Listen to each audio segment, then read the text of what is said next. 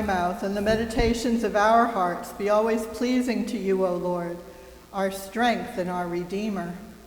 Amen. Please be seated. How often people today cry out in exasperation or despair, "I just don't have enough time." There is so much to do: earn a living, fulfill a vocation, nurture relationships, care for dependents, get some exercise, clean the house. We hope to maintain sanity while doing all this and to keep growing as faithful and loving people at the same time. We are finite, and the demands seem too great, the time too short. What's a person to do? U.S. culture has some answers. Quality time with your kids is the answer for parents. An exercise machine that reduces stress and burns off fat in only 20 minutes 3 times a week is the answer for the overwrought and the overweight. What you need is a good night's sleep or a vacation is the answer one friend offers. Each of these answers has value, yet our circumstances require a stronger response, and we're too caught up in the swirl of our lives to devise one. In this situation, the historic practice of setting aside one day a week for rest and worship promises peace to those who embrace it. Whether we know the term Sabbath or not, we, the harried citizens of late modernity, yearn for the reality. We need Sabbath, even though we doubt that we have time for it. The practice of Sabbath keeping may be a gift just waiting to be unwrapped, a confirmation that we are not without help in shaping the renewing ways of life for which we long. This practice stands at the heart of Judaism, but it is also available to Christians. For many of us, receiving this gift will require first discarding our image of Sabbath as a time of negative rules and restrictions, as a day of obligation or a day without play, relocating our understanding of this day in the biblical stories of creation, Exodus, and resurrection will be essential if we're to discover the gifts it offers. The way in which time is organized is a fundamental building block of any community. So basic is this that most of us take the pattern we are used to for granted. For all the spiritual descendants of Abraham, Jews, Christians, and Muslims, time flows in 7-day cycles. The Sabbath pattern, 6 days of work followed by 1 of rest, is woven deep into the fabric of the Bible.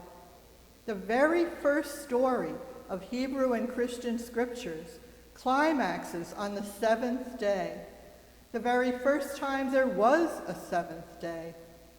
Having created everything, God rests and blesses this day and makes it holy.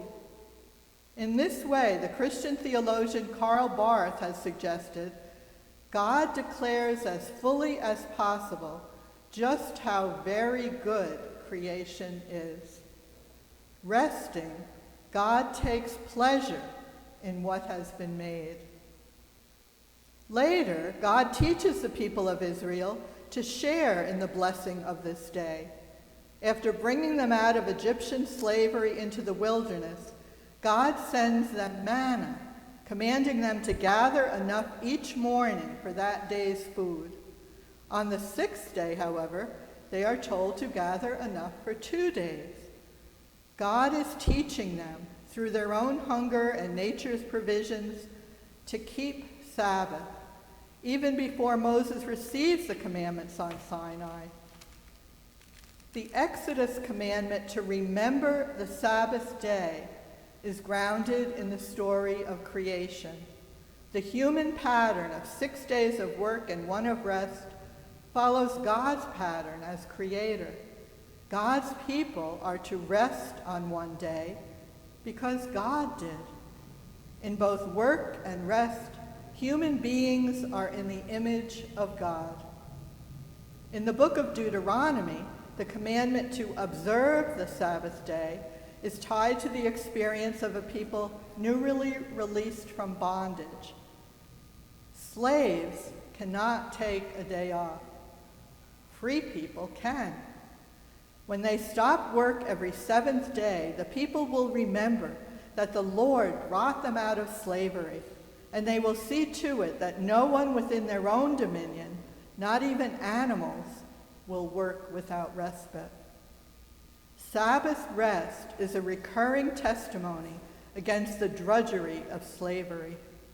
Together, these 2 renderings of the Sabbath commandment summarize the most fundamental stories and beliefs of the Hebrew Scriptures: creation and Exodus, humanity in God's image, and a people liberated from captivity.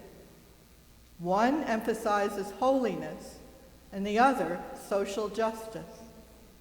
Sabbath crystallizes Torah's portrait of who God is and what human beings are most fully meant to be. As Sabbath crystallizes Torah, so Sabbath, Shabbat, is the heart of Judaism. When Jews who have become inattentive to their religion wish to deepen their observance, rabbis tell them with one voice, you must begin by keeping Shabbat. But what does it mean to keep a day holy? To refrain from work, to honor God's creativity and imitate God's rest, to experience the end of bondage. This question has been on the minds of observant Jews and in their hearts and actions for millennia. Following chapter 31 of the book of Exodus, in which God makes the Sabbath a sign of an irrevocable covenant with the people of Israel, Jewish leaders have emphasized its special place in Jewish life and heard in its rhythm the structure that has kept Jewish identity alive amid terrible adversity. Many centuries of debate and cultural change have shaped the law and liturgy of contemporary Shabbat observance, which varies considerably from one branch of Judaism to another. Infusing the practice as a whole, however, is a theology of creation and exodus, of holiness and liberation. In observant Jewish homes, Shabbat begins each Friday night at sundown as a woman lights the Sabbath candles. It's a festive time. People dress up. The best tableware and food are presented. Guests are welcome. In some families, everyone turns toward the door, singing to greet Shabbat, which Jewish hymns personify as a loving bride who brings inner delight, and as a beautiful queen who gives order and peace. Traditional prayers are prayers of thanks. Many families sing or read together after the meal.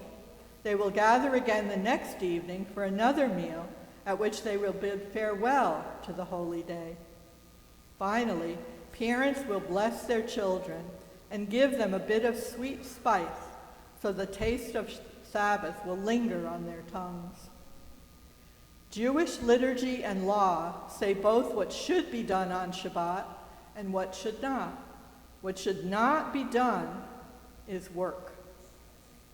Defining exactly what that means is a long and continuing argument, but one classic answer is that work is whatever requires changing the natural material world.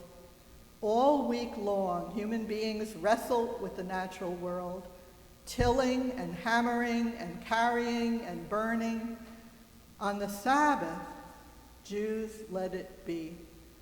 They celebrate it as it is and live in it gratefully, receiving the gift of the world, They learn to remember it's not human effort that grows the grain.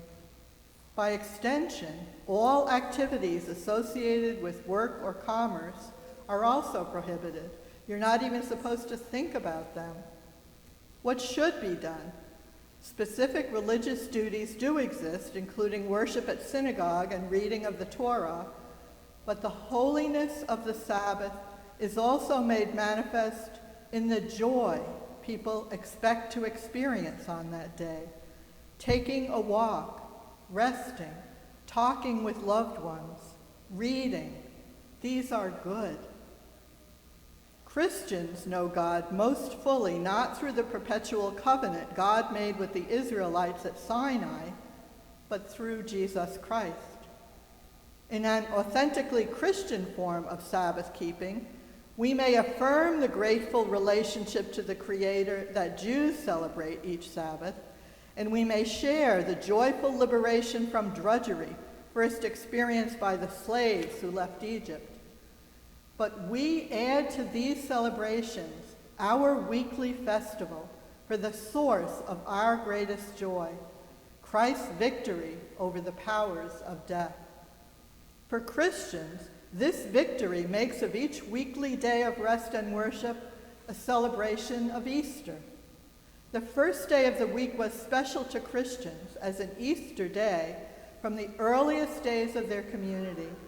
Sunday, the day on which the disciples had first encountered the risen Lord, became a day to gather, eat together, and rejoice. The Gospels say that Jesus observed the Jewish Sabbath, though he ignored some laws that other teachers thought should restrict healing. Later, Christians continued to treasure the Sabbath commandment, along with the other 9 from Sinai. The appropriate response was to celebrate each Sunday with a feast of communion, one that looked back to Jesus' passion and resurrection and forward to the great banquet that would occur at the end of time. The result has been centuries of Christian worship, usually crowned by the celebration of the Lord's Supper. Even while the Bible, history, and the example of Judaism stir up a yearning for Sabbath within us, we are aware that taking on a Sabbath rhythm would not be easy.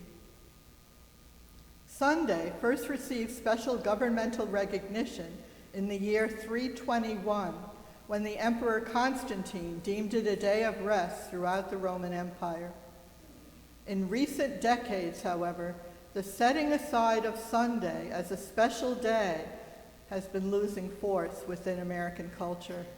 Today, not only the laws, but also the customs that once shielded Sunday from most commerce are disappearing, and Christians' day of worship and rest is not automatically free for church and family. Claiming its freedom will take effort, and perhaps even sacrifice. Today, economic forces are nibbling away at the freedom of the day.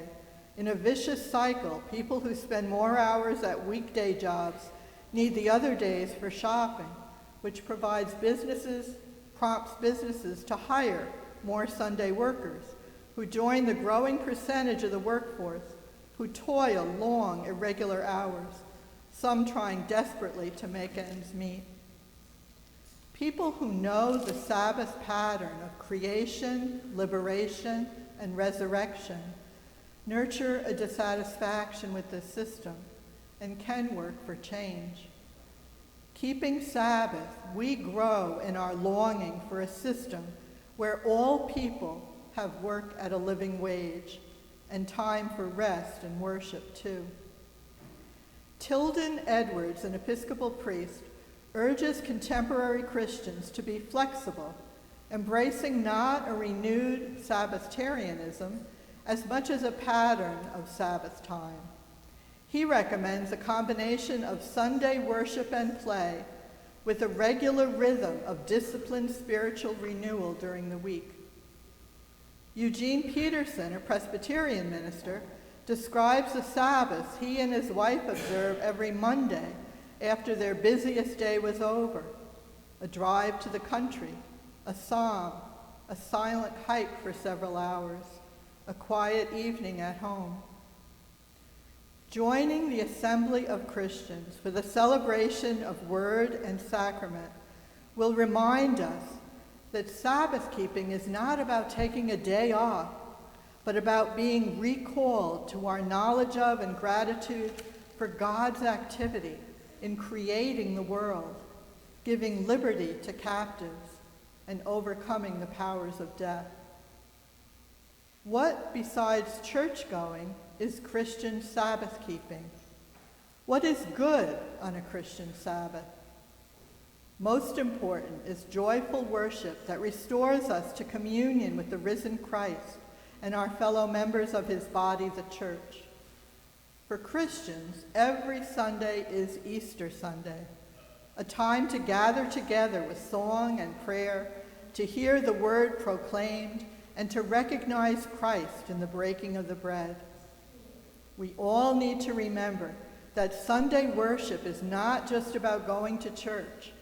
It's about taking part in the activity by which God is shaping a new creation. It's a foretaste of the feast to come. After worship, what many of us need most is time with loved ones. Time wasted on the pleasure of being together, perhaps while sharing our enjoyment of art, nature, or athletics.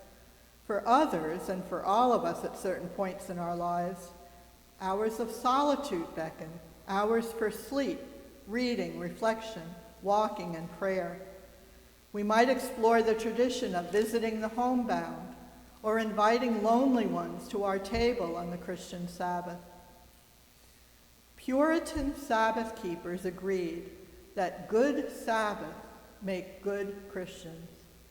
They meant that regular, disciplined attention to the spiritual life was the foundation of faithfulness.